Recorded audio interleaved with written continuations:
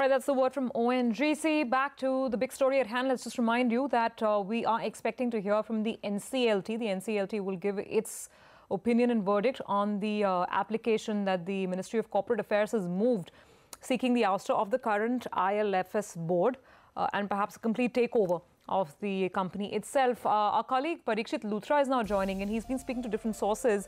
And Parikshit, it seems that you're picking up that whenever this new board is constituted, they will have to overhaul the entire business model.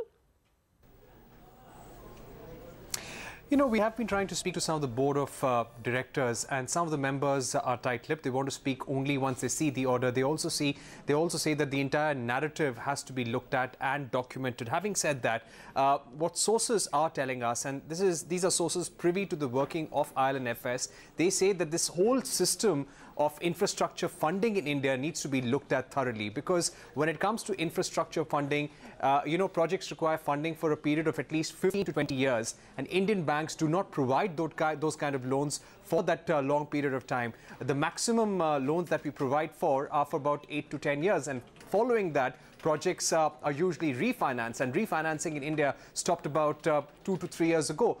What our sources are also telling us that IL&FS itself stopped funding BOT loans about 3 years ago, and it's not that the board of directors, the independent directors, were unaware of what was happening, or that this company was going through a crisis. They've told us that in the last 3 years, there have been at least 3 attempts to put the house in order. Number one, IL&FS board was in talks with Piramal, but the plan failed. There were also attempts to sell assets to Lone Star, but that did not materialize. And IL&FS board even tried to bring along an IPO, but that did not work out either. So sources telling us that a lot of options were tried, but there was really no way out, and they were aware about the situation all through. And what we need to do is seriously look at the infrastructure funding model that we have in India. Back to you.